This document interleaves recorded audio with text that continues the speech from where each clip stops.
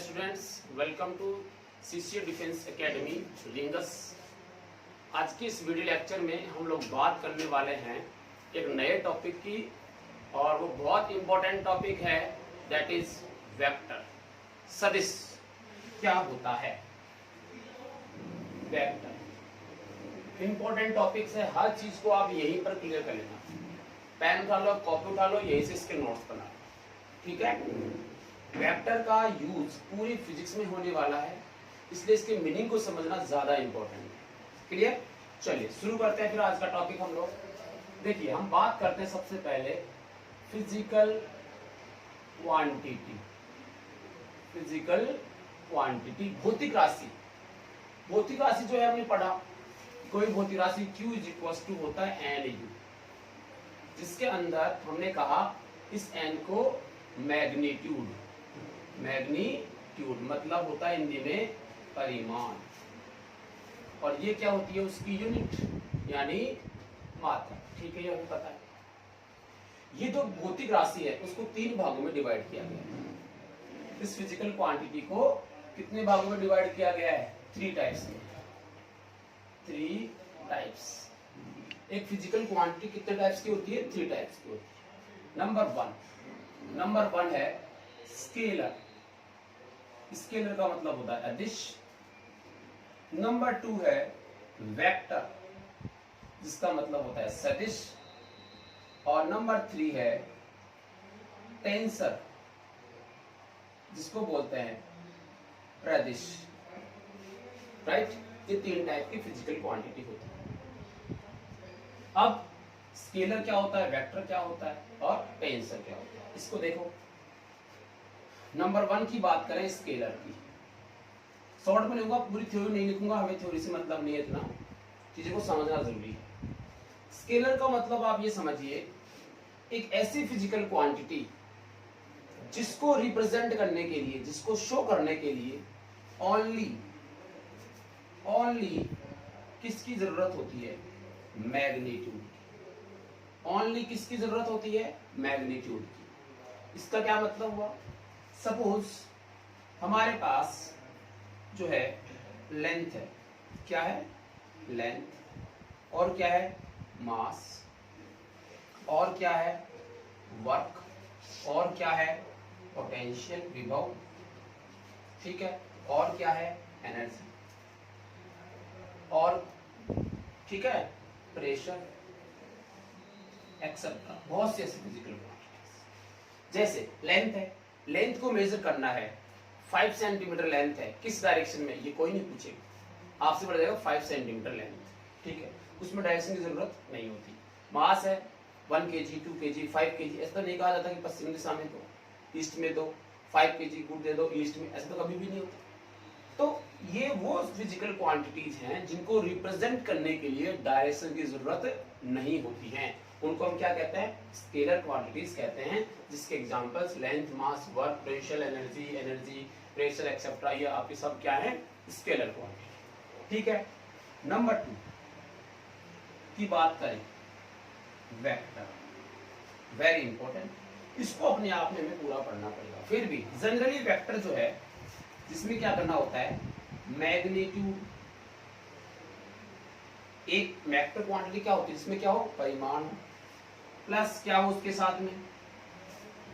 Direction हो, plus क्या हो?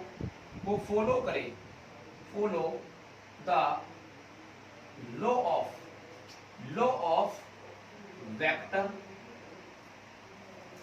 अलजेब्रा। ये क्या हुआ? इस चीज को समझो। हमें ये सिखाया जाता है कि एक वेक्टर क्वांटिटी वो होती है जिसमें मैग्नीट्यूड होता है और डायरेक्शन होती है, उसको हम वेक्टर क्वांटिटी कहते हैं, ऐसा हमें कहा जाता है। जैसे हमने बोला कि एक लड़का जो है वो चल रहा है, उसकी स्पीड है 10 मीटर पर सेकेंड। 10 मीटर पर सेकेंड ईस्ट में। किधर? ईस्ट में। तो यहाँ डायरेक्शन भी आ गई और 10 मीटर पर सेकेंड भी आ गया। तो ये जो 10 मीटर पर सेकेंड है, ये तो क्या है? इसका मैग्नीट्यूड यानी परिमाण। और ये क्या आ गई? इसकी डायरेक्शन। राइट? ये इसकी क्या आ गई? डायरेक्शन। तो क्या ये एक वेक्टर क्वांटिटी है? तो आंसर है यस। इस डायरेक्शन, इस डेफिनेशन के अकॉर्डिंग भी ये वेक्टर क्वांटिटी। बट एक चीज और समझो, यहाँ ये जो वेक्टर क्वांटिटी है वो किसको फॉलो करती है? ये फॉलो करती है लॉ ऑफ वेक्टर अलजेब्रा, यानी वेक्टर्स को आपस में कैसे ऐड करते हैं, कैसे मल्टीप्लाई करते हैं, कैसे सब्ट्रैक्ट करते हैं, कैसे कंपोनेंट लिए जाते हैं, उन सब को भी ये क्या करती है? फॉलो करती है। इसलिए वेक्टर है, केवल इन दो के कारण ही वेक्टर नहीं है। सपोज मैं आपको बताता हूं, देखिए फॉर एग्जाम्पल करंट की बात करते हैं। करंट विद्युत धारा, सही है, विद्युत धारा। विद्युत धारा कैसी राशि होती है? विद्युत धारा जो है वो स्केलर क्वांटिटी है। कैसी है?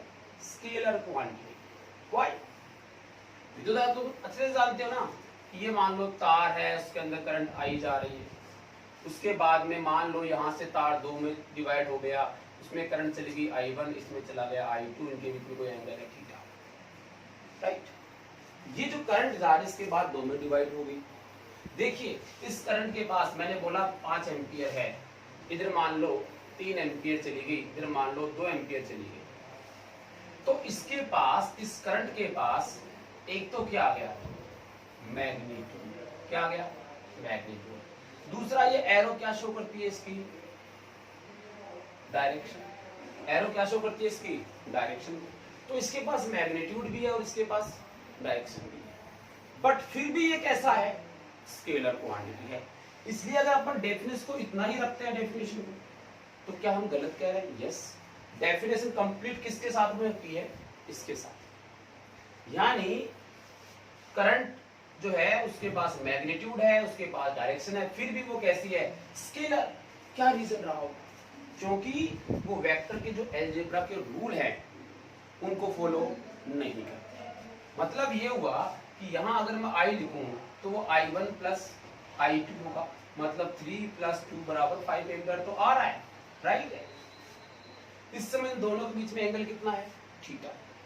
अगर मैं इस एंगल को 90 डिग्री कर दूं, इस एंगल को कितना कर दूं? 90 डिग्री, I1 I2 ऐसे। अब भी इसमें टोटल करंट कितनी आएगी? 5 एम्पियर, जबकि वेक्टर में ऐसा नहीं होता। ये जो करंट होती है या फिर ये जो मान होता है वो किस पर डिपेंड करता है? इन दोनों के बीच में बनने वाले एंगल। ये हम पढ़ने वाले आगे जाके। सो हमेशा हमें याद होना चाहिए कि वेक्टर का मीनिंग एक्चुअल में ये होता है, ठीक है ना। इसके एग्जांपल्स, वेक्टर क्वांटिटी के एग्जांपल्स, जैसे हमने बोला डिस्प्लेसमेंट, विस्थापन। क्या भाई? विस्थापन। हमने बोला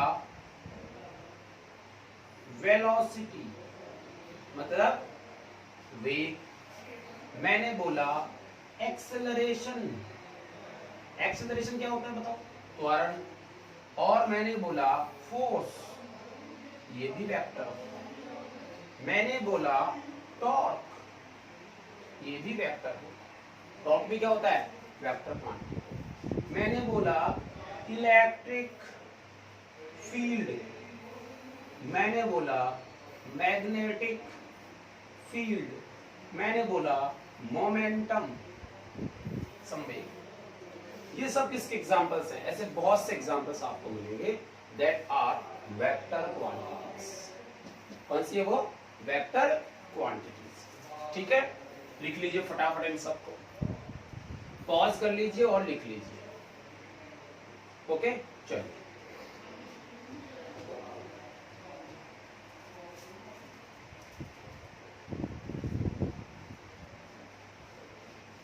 नंबर 3 की बात करते हैं। कौन सी भाई?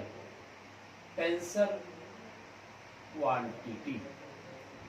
टेंसर क्वांटिटी को हिंदी में बोलते हैं प्रदिश राशि।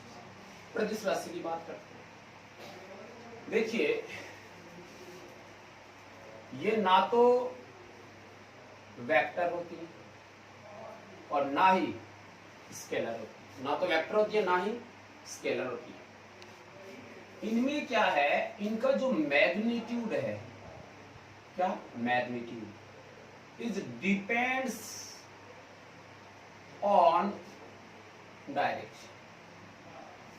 इनका जो मैग्नीट्यूड होता है वो फिक्स नहीं होता है, वो किस पर डिपेंड करता है, डायरेक्शन पर डिपेंड करता है। ठीक है ना। तो ये ना तो स्केलर होती है ना ही वेक्टर होती है। इनके एग्जांपल्स की अगर हम बात करें, ये आपको जैसे जैसे हम पढ़ेंगे पूरा समझ में आएगा इस चीज का मतलब। एक्चुअल में ये होता है तो जैसे मान लो मोमेंट ऑफ इनर्शिया, जड़त्व आघूर्ण I बराबर mr स्क्वायर, ये इसका एग्जांपल है। ऐसे ही अगर हम लें तो रिफ्रैक्टिव इंडेक्स, रिफ्रैक्टिव इंडेक्स जिसको क्या लिखते हैं, म्यू लिखते हैं। ठीक है। तो ये किसके एग्जांपल्स हैं, टेंसर क्वांटिटीज के। तो हमारे पास फिजिकल क्वांटिटी कितने टाइप्स की होती है, 3 टाइप्स की होती है, स्केलर, वेक्टर और टेंशन। क्लियर है। अब इस वेक्टर से रिलेटेड कुछ चीजें हम समझते हैं। देख लिया होगा आपने, इधर से मिटा देता हूं।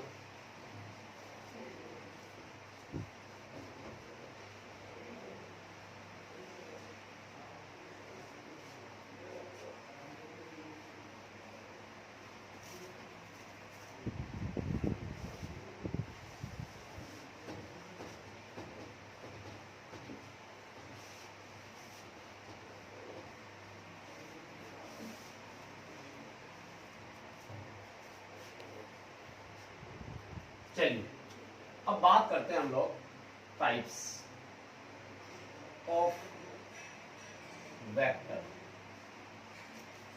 सदिशों के प्रकार। कितने टाइप्स के वेक्टर्स होते हैं, इसको आप अच्छे से देख लो। सबसे पहले बात करें, ध्यान दें, केवल इसकी डेफिनेशन से कोई मतलब नहीं, केवल चीजों को समझना है। सपोज ये एक लाइन है, एक लाइन ये, ठीक है। वेक्टर को लिखना सबको आता है, किसी भी वेक्टर को लिखने का तरीका होता है। जैसे मान लो कोई एक क्वांटिटी है, उसके ऊपर क्या लगाते हैं, एरो। पहले इसको समझ लो, रिप्रेजेंटेशन ऑफ वेक्टर पढ़ लेते हैं पहले, जिससे आप समझ लें इस चीज को। Representation of vector, right. जैसे कोई भी फिजिकल क्वांटिटी है, सपोज ए, और मान लो ये ए कोई वेक्टर क्वांटिटी है, यानी इसमें डायरेक्शन भी होगी, तो इस पे क्या लगाया जाता है, एक एरो लगाया जाता है। ठीक है, इसको बोलते हैं ए वेक्टर। क्या बोलते हैं इसको, ए वेक्टर। अब इसको जो ग्राफिकल की बात करें, ग्राफिकल ऐसे बनाया जाता है, जैसे मान लो एक लाइन खींची आपने, ये जो लाइन है वो इस ए के मैग्नीट्यूड को शो करती है। जैसे अगर ए 5 होता, ए क्या होता 5, तो मान लो आपने इतना बड़ा लाइन खींच ली। मान लो A1 होता तो आपकी लाइन इतनी होती, समझ गए मैग्नीट्यूड का मतलब। और इसके साथ में क्या लगाया जाता है, एरो लगाया जाता है। तो ये इसका ग्राफिकल मेथड होता है। इसको हम टेल बोलते हैं और इसको हम हेड बोलते हैं, राइट। और इसको लिखने का तरीका होता है ए वेक्टर, ये रिप्रेजेंट करने का तरीका होता है। कुछ बातें और समझ लो, एक वेक्टर को उठा के कहीं भी ले जा सकते हो, इसके लिए आप स्वतंत्र हो। इस वेक्टर को उठा के अगर मैं यहां लेके आता हूं तो ये और ये दोनों एक ही बात है, बट इसमें एक तो डायरेक्शन का ध्यान रखेंगे, डायरेक्शन नो चेंज, और साथ में क्या आएगा, मैग्नीट्यूड नो चेंज। मतलब इसको आपने उठा के यहां रख दिया, कहीं भी रख सकते हो, उसमें क्या नहीं होना चाहिए, इसका मैग्नीट्यूड चेंज नहीं होना चाहिए, इसकी लंबाई जो है वो क्यों रहनी चाहिए, साथ में इसकी डायरेक्शन चेंज नहीं होती, इधर ही था यहाँ भी इधर ही था। इसको आप ऐसे नहीं बना सकते, इसको उठा के यहाँ ऐसे नहीं बना सकते, समझ आ गया, ठीक है ना। ऐसे आप ले जा सकते, इससे इसमें कोई चेंज नहीं होता। क्लियर है। तो this is A vector. Okay, चलिए नेक्स्ट बात करते हैं। जैसे हमारे पास कोई लाइन है, इस लाइन पे हमने एक वेक्टर बनाया, ये दिस इज ए वेक्टर। एक मैंने यहां बनाया, ये दिस इज बी वेक्टर। एक मैंने यहां बनाया, दिस इज सी वेक्टर। देखो तीनों difference, this is C vector, this is A vector, this is D vector. तीनों जो है लाइन के ऊपर है। तो अगर बी और सी की बात करें तो तो बी और सी कोलीनियर वेक्टर है। क्या है? कोलीनियर, एक ही रेखा पे जिसको जो होते हैं क्या बोलते हैं? Collinear vector. Collinear vector. चलो एक ही लेता हूं, बी और सी। तो यहाँ बी और सी को क्या बोला जाएगा? Collinear vector. नंबर 2 देखिए, पैरेलल वेक्टर यानी समांतर सदिश। पैरेलल वेक्टर समांतर सदिश। देखिए पैरेलल कैसे होता है? कोई वेक्टर ए ऐसे है, कोई वेक्टर बी ऐसे है, राइट? आप क्या देख रहे हैं इन दोनों में? कि दोनों एक दूसरे के पैरेलल है, समानांतर है। इसमें एक चीज और देखिए, डायरेक्शन दोनों की क्या है? सेम। बट मैग्नीट्यूड देखिए आप, मैग्नीट्यूड क्या है? डिफरेंट। ये ऐसे भी हो सकता है, दिस इज ए और दिस इज। इन दोनों में देखिए मैग्नीट्यूड, मैग्नीट्यूड को देखो ऐसे लिखते हैं, ए वेक्टर था उसको मैग्नीट्यूड की फॉर्म में कैसे लिखते हैं? ए वेक्टर। और बी वेक्टर का जो मैग्नीट्यूड है, ये दोनों आपस में क्या है? इक्वल है। दोनों आपस में क्या है? इक्वल। ठीक है। एक होता है, इसकी बात करो, ए का मैग्नीट्यूड और बी का मैग्नीट्यूड क्या दोनों बराबर है? नहीं है, not equal, not equal. But आप एक चीज देखेंगे यहाँ पे, डायरेक्शन, डायरेक्शन को किसके द्वारा शो किया जाता है? यूनिट वेक्टर के द्वारा। किसके द्वारा? यूनिट वेक्टर के द्वारा। अभी बताएंगे ये यूनिट वेक्टर। तो ए की डायरेक्शन को शो करने वाला कौन है? Unit vector. और बी की डायरेक्शन को शो करने वाला कौन है? यूनिट वेक्टर, जिसको बी वेक्टर लिखा गया। दोनों क्या है? सेम। दोनों क्या है? सेम। यहाँ भी आप देखो, ए वेक्टर और बी वेक्टर दोनों क्या है? सेम। तो इस वाले को हम क्या बोलते हैं? पैरेलल वेक्टर बोलते हैं। यानी ए और बी यहाँ दोनों क्या होंगे? पैरेलल होंगे। ए और बी दोनों पैरेलल वेक्टर्स हैं, ऐसा इसको बोला जाए। ठीक है, चलिए आगे चलते हैं। नंबर 3 पैरेलल वेक्टर हो गया। अपोजिट वेक्टर देखो जरा, अपोजिट वेक्टर विपरीत सदिश, ठीक है ना? और एक होता है नेगेटिव वेक्टर। इन दोनों को थोड़ा समझना है। अपोजिट सदिश क्या होते हैं? देखो मान लीजिए ये कोई वेक्टर है ए और ये कोई वेक्टर है बी। देख रहे हैं, ये ए वेक्टर है और ये बी वेक्टर है। इसकी डायरेक्शन इस तरफ है, इसकी डायरेक्शन इस तरफ है। इनको हम क्या बोलते हैं? Opposite vector. ये ऐसे भी हो सकता है, दिस इज ए और दिस इज बी। इन दोनों का मैग्नीट्यूड क्या है? समान हो भी सकता है और नहीं भी हो सकता।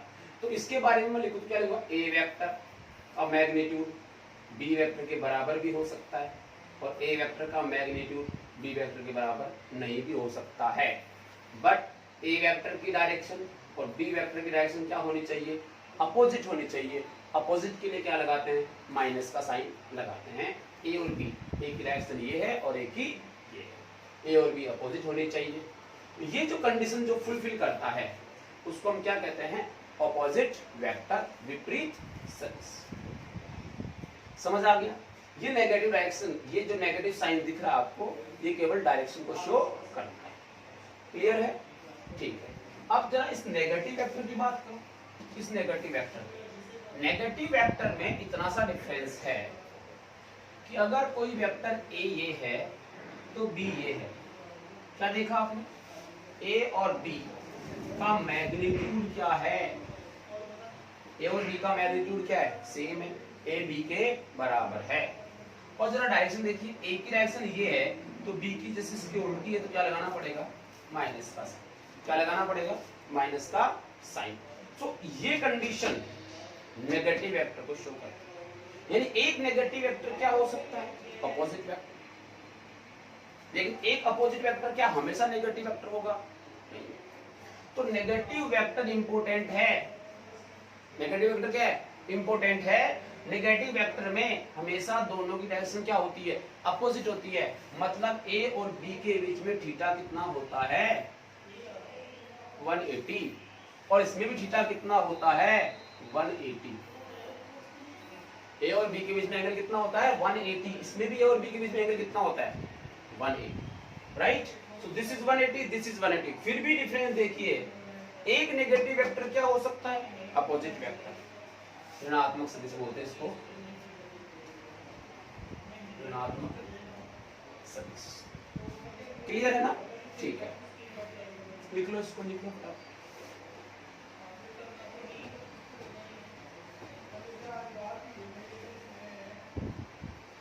तो नंबर 5 पे आते हैं।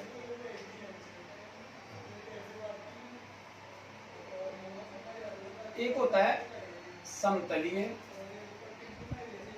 सदिश,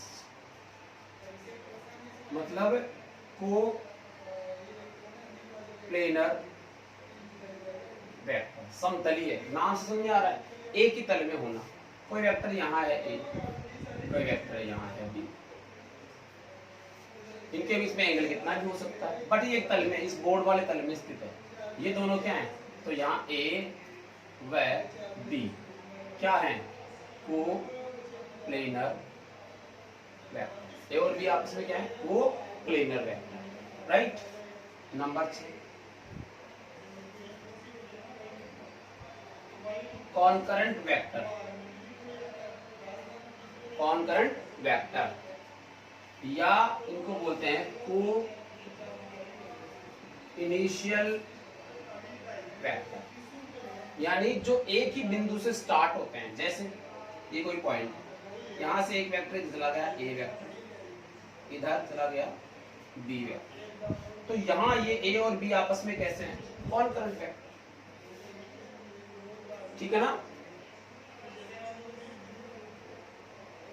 जैसे ये ब्लॉक है, इस ब्लॉक पे फोर्स लगा इधर से, कितना, F1, एक फोर्स लगा इधर से, कितना, F। जरा देखिए इस पॉइंट, ये किधर, इधर, और ये किधर, इधर, तो यहाँ F1 और F2 क्या है, को इनिशियल वेक्टर हैं, को इनिशियल वेक्टर, ठीक है।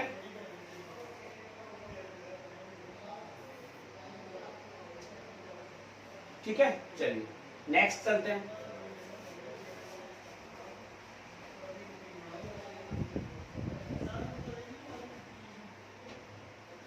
अगला है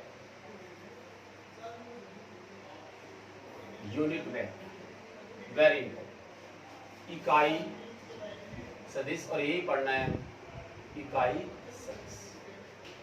मैं लिख लेता हूं यहां पे, वह सदिश जो दिए गए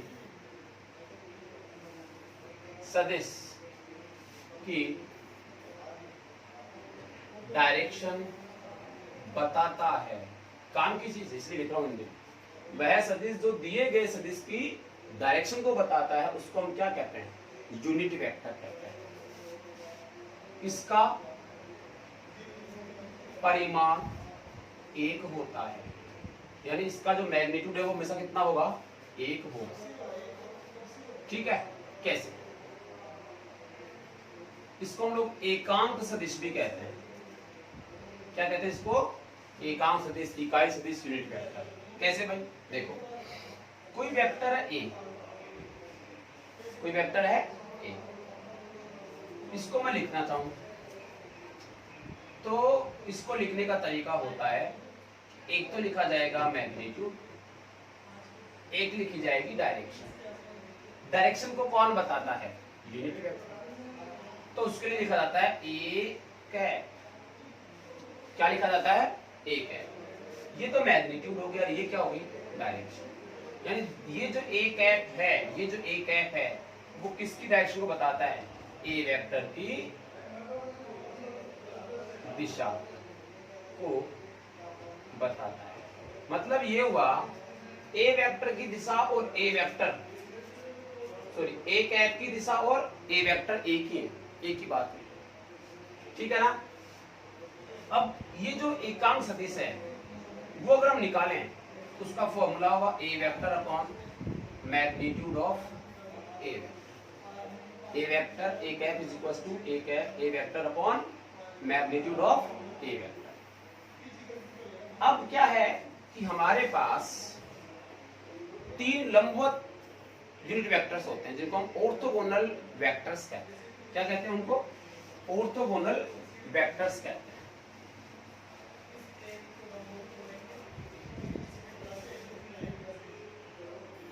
नंबर 8 ऑर्थोगोनल वेक्टर लंबवत सदिश। देखो ध्यान देना, हमें पता है कि फ्रेम के अंदर हमारे पास x, y और z तीन निर्देशांक होते हैं। x वाली डायरेक्शन को बताने के लिए कोई ना कोई वेक्टर चाहिए। कौन सा वाला? Unit vector. इसको दर्शाने के लिए क्या काम में लेते हैं? आई कैप। इसको दर्शाने के लिए j और z को दर्शाने के लिए k। i, j और k तीनों जो है वेक्टर्स काम में लिए जाते हैं x, y और z एक्स को रिप्रेजेंट करने के। जैसे मान लो ये डिस्टेंस कितनी? x, तो इस लाइन का मैग्नीट्यूड कितना? x। इसकी डायरेक्शन किधर है? x की तरफ, पॉजिटिव x की तरफ। ध्यान देना, तो मैं लिखूंगा x अगर एक वेक्टर क्वांटिटी है, x अगर एक वेक्टर क्वांटिटी है तो मैं लिखूंगा वेक्टर का मैग्नीट्यूड प्लस इसकी डायरेक्शन। डायरेक्शन कौन शो करेगा? i cap. तो x vector is equal to magnitude of x vector into i cap. This is positive. इसके इधर की बात करें, अगर इधर की बात करता तो मैं क्या लिखता? x vector is equal to magnitude of x vector और माइनस i कैप। इस तरफ लिखते हैं। ऐसे ही इसका मान लीजिए y होता ये इतना, तो आप लिखते y vector is equal to y का मैग्नीट्यूड इनटू j कैप। और इसके नेगेटिव में लिखते तो आप लिखते y vector is equal to y का magnitude into minus j cap. ऐसे लिखते हैं इसको। ऐसे z की बात करें तो यहाँ लिखते हैं आप z vector is equal to z का मैग्नीट्यूड इनटू k कैप। और यहाँ लिखते हैं z vector is equal to z का magnitude into minus k cap. इस प्रकार से किसी यूनिट वेक्टर को लिखा जाता है। आप यहाँ नोट करेंगे x और y कितने एंगल पे? 90। x और z कितने पे? 90। और ये भी कितने पे है? 90। तो सब 90 वाले एंगल पे होते हैं, इसलिए इनको ऑर्थोगोनल वेक्टर्स कहते हैं। क्लियर होगी बात? ठीक है, ये आपके यूनिट वेक्टर। एक और लिख last, null vector. Null vector शून्य सदिश। कौन सदिश? शून्य सदिश। शून्य सदिश क्या होता है? देखो, शून्य सदिश की अगर हम बात करें तो पहली बात तो है कि मैग्नीट्यूड जो होता है जीरो वेक्टर, ऐसे लिखते हैं, जीरो वेक्टर का मैग्नीट्यूड 0। और नंबर 2 डायरेक्शन। डायरेक्शन होती है स्वैच्छिक। ये स्वैच्छिक क्या होती है? जीरो वेक्टर जो होता है उसकी डायरेक्शन स्वैच्छिक होती है। कैसे? बताता हूं इसका एग्जांपल। देखिए इसका एग्जांपल बताऊं। देखो आप,